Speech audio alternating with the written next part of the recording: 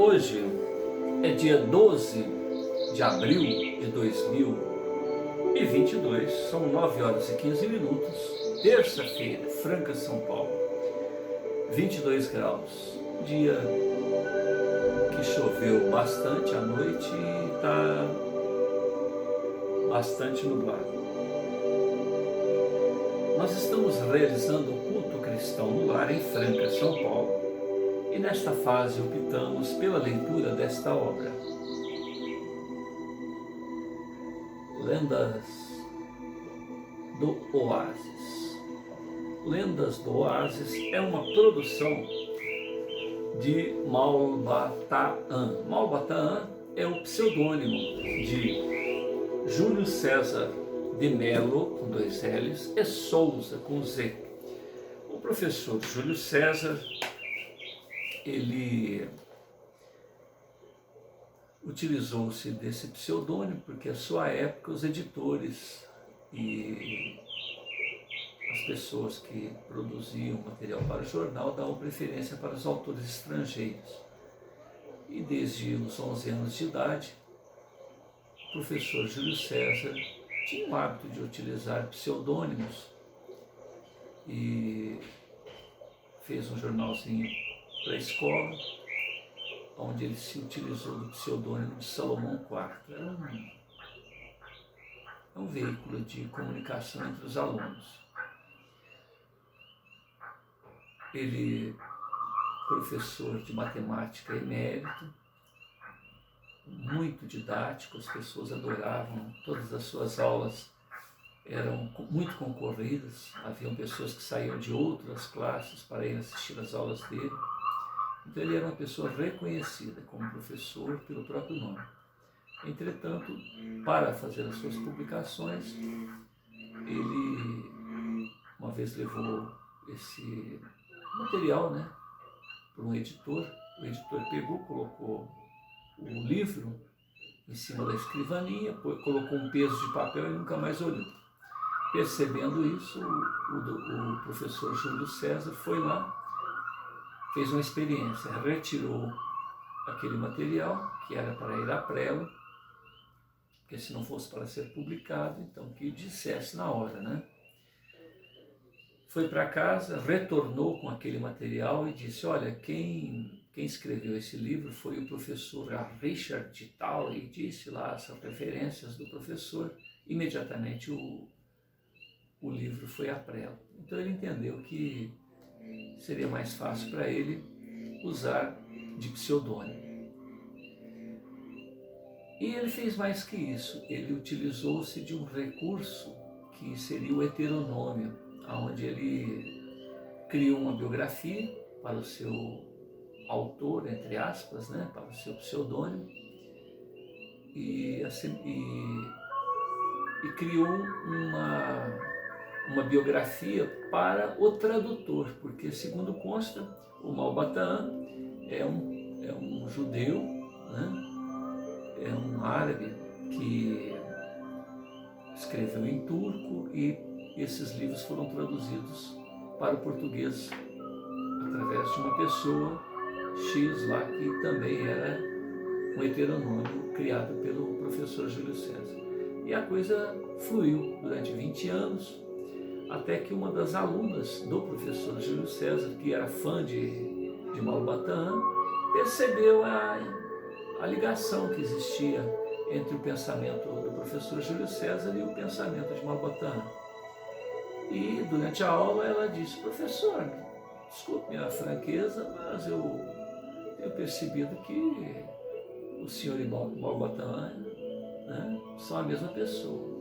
Não querendo contrariar a sua leitora, e a sua assídua aluna, como o professor Júlio César, ele confirmou. Então, somente depois de 20 anos foi reconhecido pelos seus leitores como sendo a mesma pessoa, Malba-Tahan e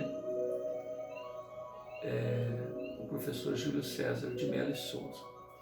O presidente da República, Getúlio Vargas, deu uma ordem para que o professor Júlio César tivesse acrescentado no seu RG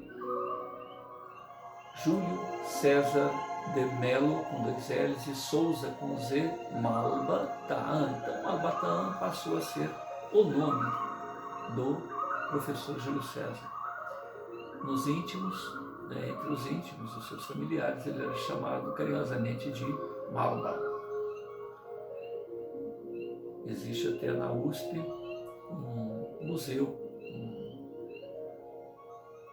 um espaço ali reservado para todas as suas produções, desde a época escolar. Trabalho esse organizado pela sua neta.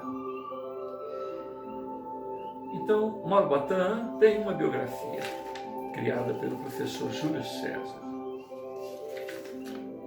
Ali, Yezid Is Edin Ibn Salim Malba-Tahan, famoso escritor árabe, descendente de tradicional família muçulmana. Nasceu no dia 6 de maio de 1885 na aldeia de Muzalit, nas proximidades da antiga cidade de Meca. Fez os seus primeiros estudos no Cairo e mais tarde transportou-se para Constantinopla, onde concluiu oficialmente o seu curso de Ciências Sociais. Datam desta época os seus primeiros trabalhos literários, que foram publicados em idioma turco em diversos jornais e revistas. A convite de seu amigo Emir Abd el-Aziz Ben Ibrahim, exerceu Malba-Tahan durante vários anos o cargo de Qaimakam, que seria prefeito da cidade de El Medina.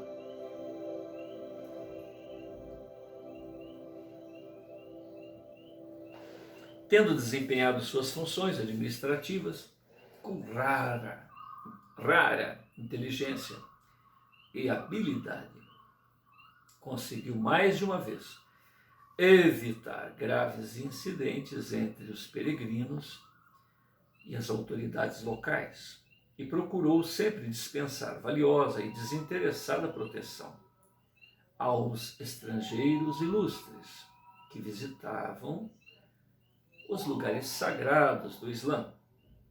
Pela morte de seu pai, em 1912, recebeu Malba-Tahan uma grande herança, abandonando então o seu cargo exercido na cidade de El Medina, e iniciou uma longa viagem através de várias partes do mundo: Rússia, China, Japão, Índia, Europa, observando costumes, estudando tradições, hábitos de diferentes povos. Entre as suas obras mais notáveis citam-se Roba el-Khali al-Samir, Sama Ullah, Maktub, Lendas do Deserto, Martírios da Armênia e muitas outras produções. Foi ferido em combate em julho de 1921, nas proximidades de El Riad, quando lutava pela liberdade de pequena tribo na Arábia Central. Malba-Tahan faz uma dedicatória a uma amada em Oásis de Alib, 7 da lua de Rebiá, 1904. Escuta, ó beduína, escuta. Quando abandonastes a minha tenda, tomei do cálamo e escrevi o teu nome na capa do meu alcorão. Yasra. Yasra. Oh, Yas. E todos os dias, no silêncio de minhas preces, a saudade vem. Vem como o tigre dos juncais, bramindo fundo em minha alma. És San Aleika, a minha promessa, ó Beduína, ó Yasofra. Promessa essa que não foi escrita nas areias incertas do deserto. Por esta razão, verás teu nome enleirado, página a página, deste meu livro de estudos, o livro santo.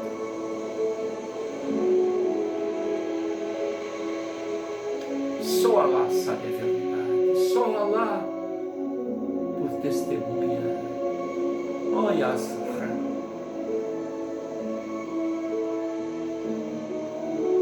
Au-salam.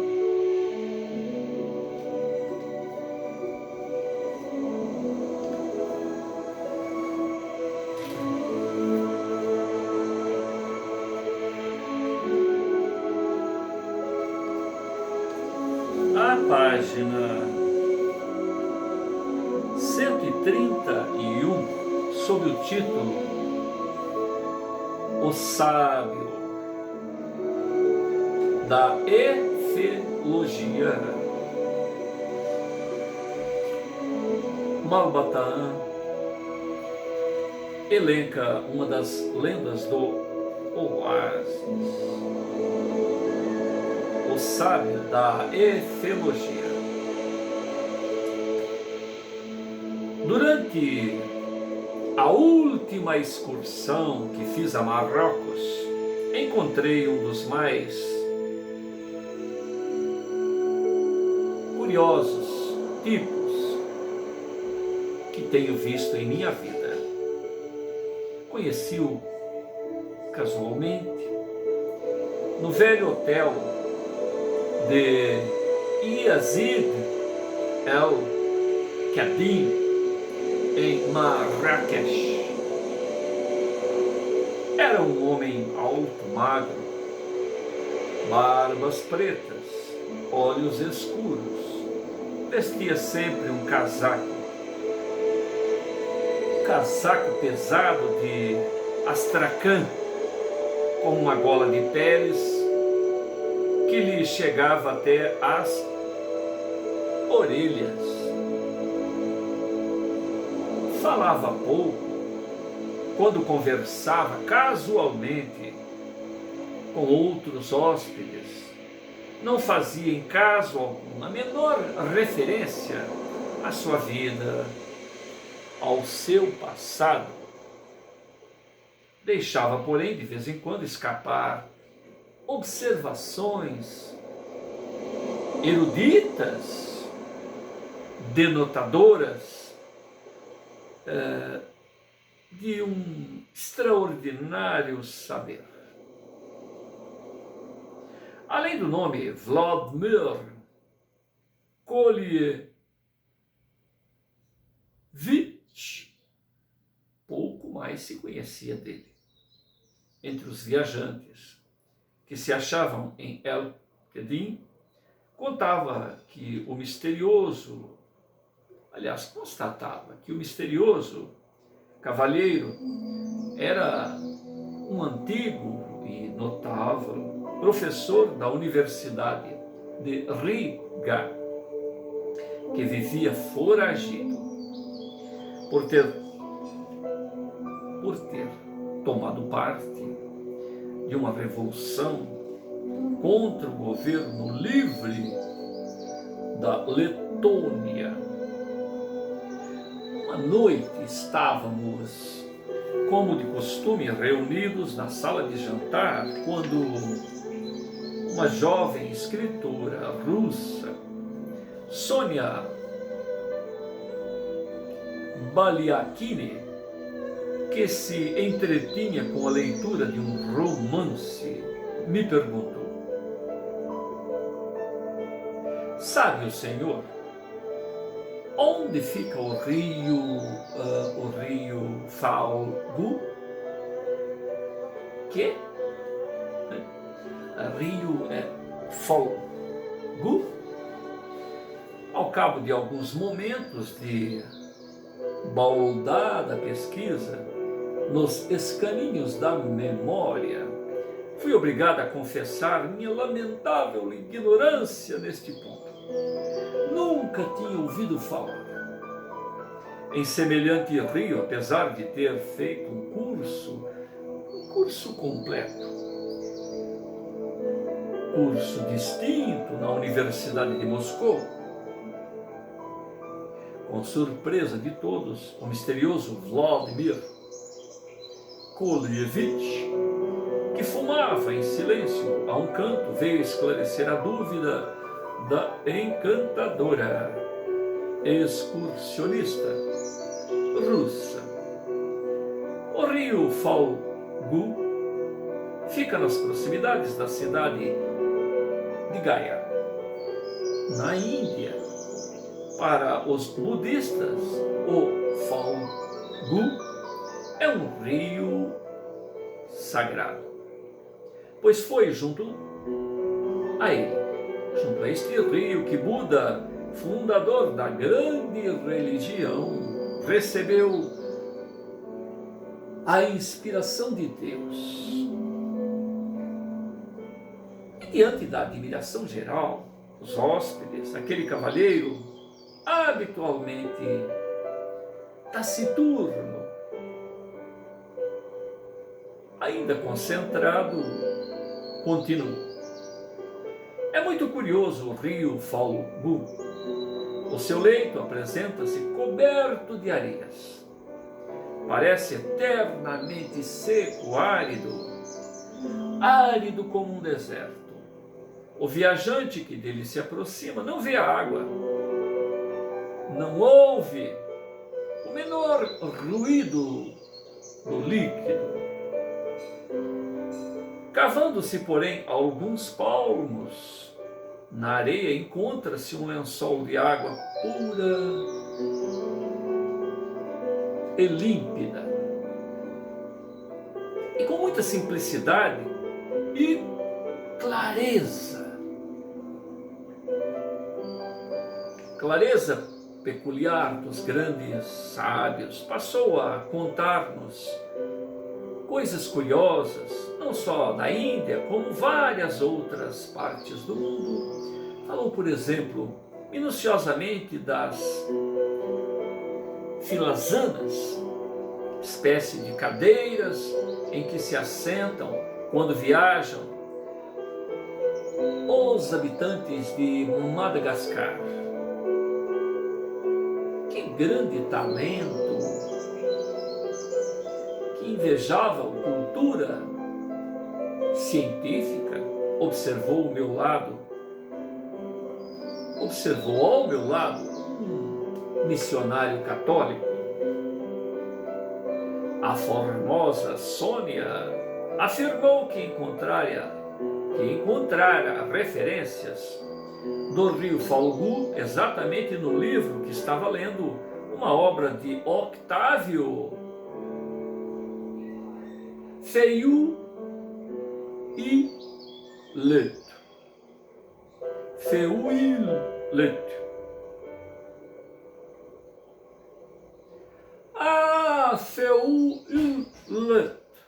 o célebre romancista francês, exclamou ainda o erudito cavalheiro de Astracan.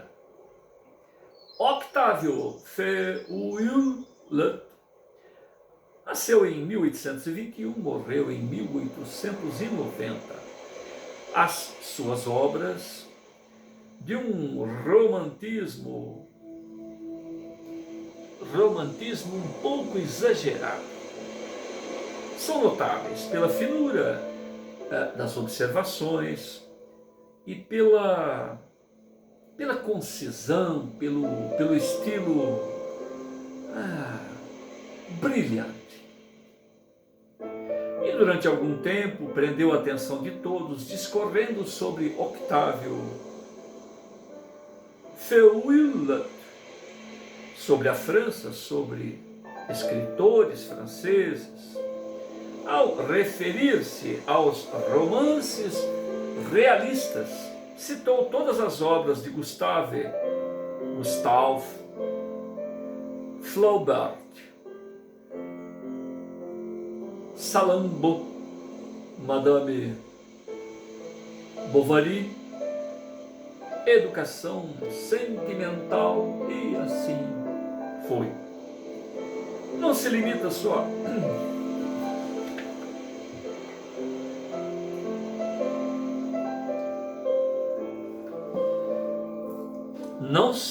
só a conhecer geografia, acrescentou em voz baixa o velho missionário. Sabe também literatura a fundo.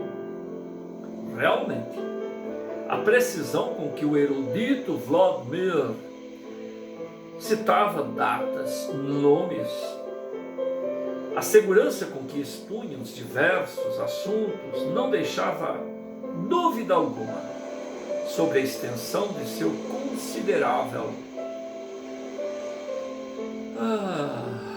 e invejável saber.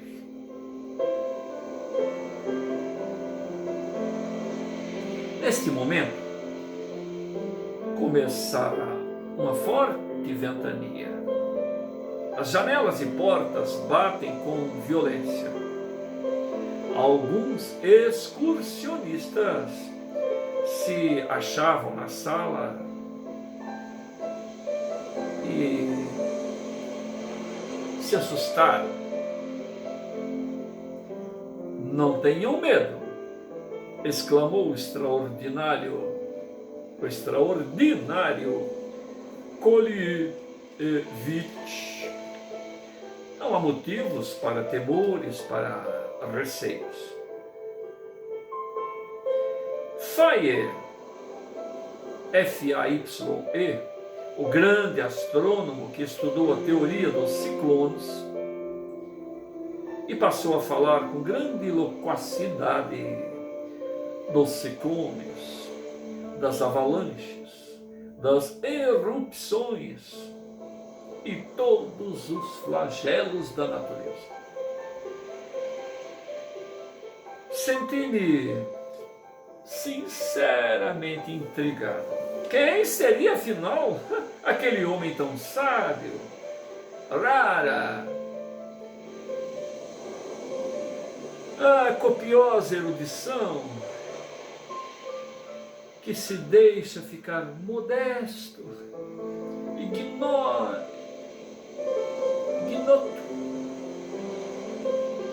incógnito, numa velha e monótona cidade marroquina. No dia seguinte, ao voltar da excursão aos jardins de El Menara, encontrei-o casualmente sozinho no pátio de linda mesquita de Casbah. Não me contive, fui ter com ele. O Senhor maravilhou-nos ontem com o seu saber, murmurei respeitoso. Não poderíamos imaginar com franqueza que fosse um homem de tão larga cultura. Na sua academia, com certeza, reticências. Qual, meu amigo? Atalhou, amável.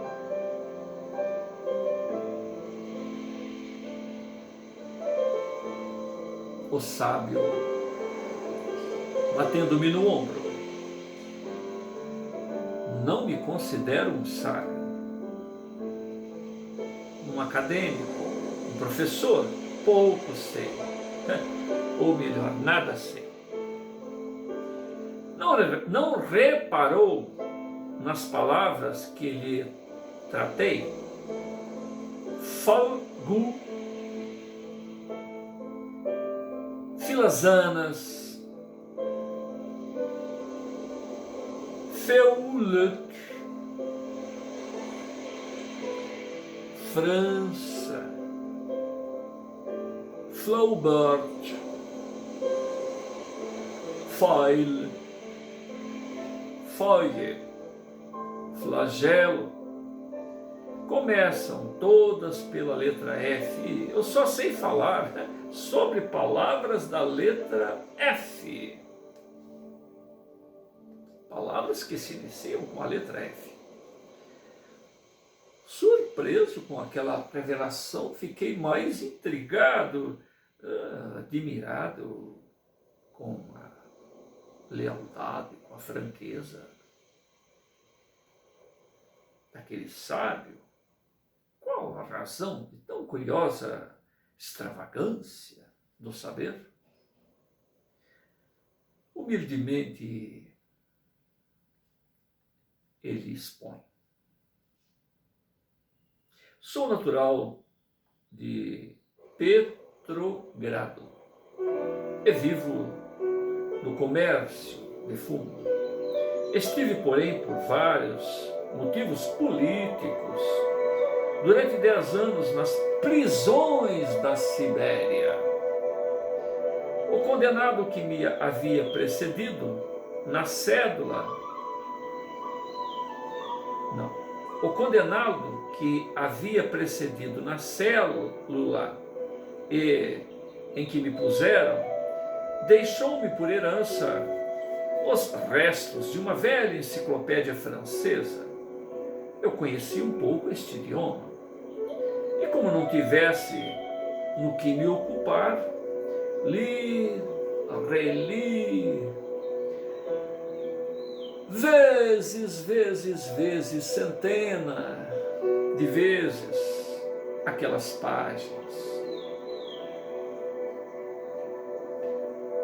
Todas que se iniciavam com a letra F. Era uma enciclopédia. E desde então fiquei sabendo realmente muita coisa. Tudo, porém, sem sair da letra F. Fá, Fabagela, Fabela, Fabiana, Fabordão, e juntou risonho. Humilde, simplesmente natural. Bem vê, meu amigo, que o meu saber é muito limitado. Sei apenas EFO ou efologia. Efologia. Sei apenas a letra F, a efologia. Achei curiosa e admirável aquela sua revelação.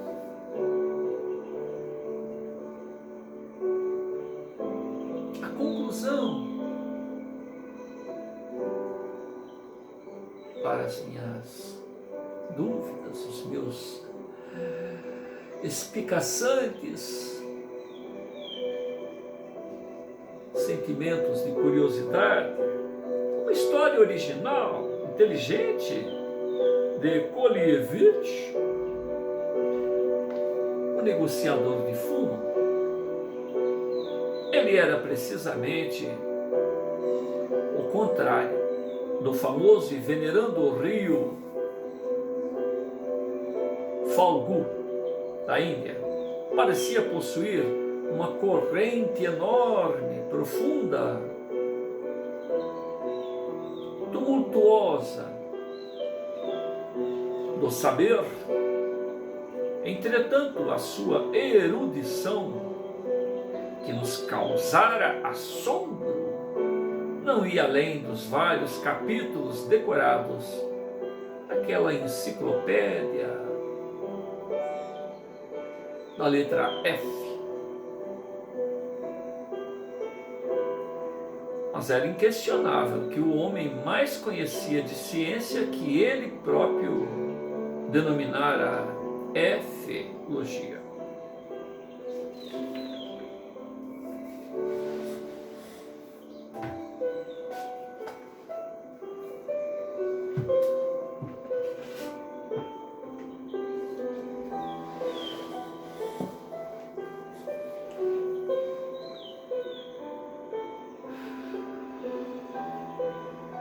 Cristo de Deus.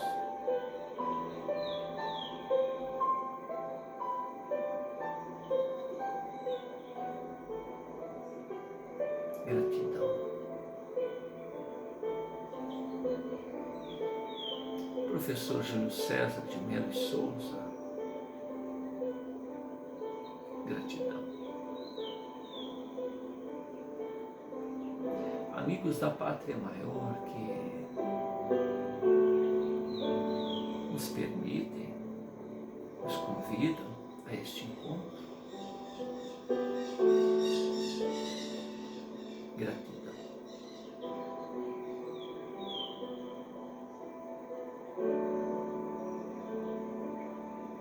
Qual de nós poderia jactar-se e conhecer toda a enciclopédia? Qual de nós poderia jactar-se de memorizar apenas a F-logia, a A-logia, a B-logia?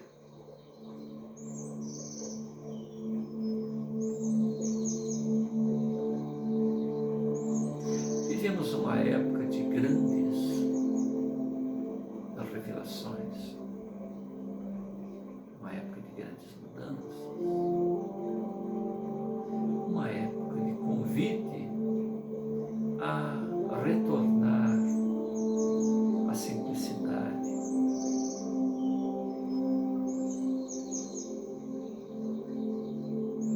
e a postura da ingenuidade infantil, que está aberto ao novo.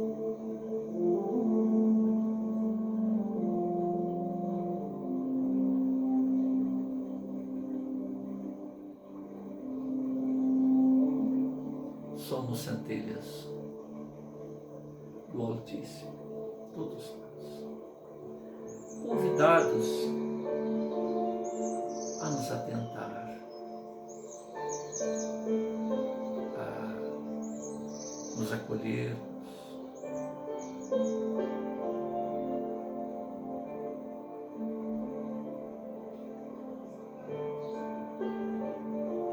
com amor do Avatar Jesus,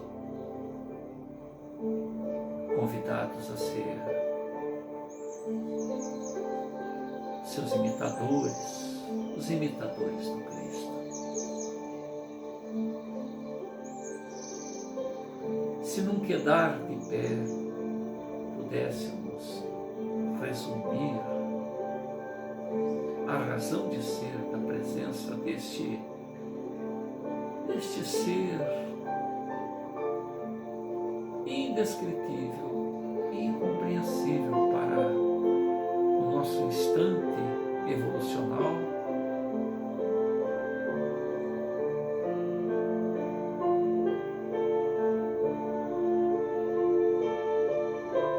teríamos tempo apenas para dizer: amo, ame, amemos, amai,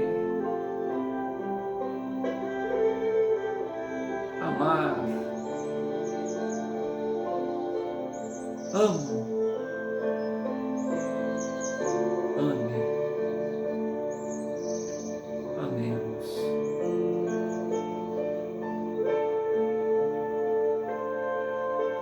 Amai. Nisto se reúne toda a ciência. Nisto se reúne todos os profetas. Nisto se reúne toda a razão de ser.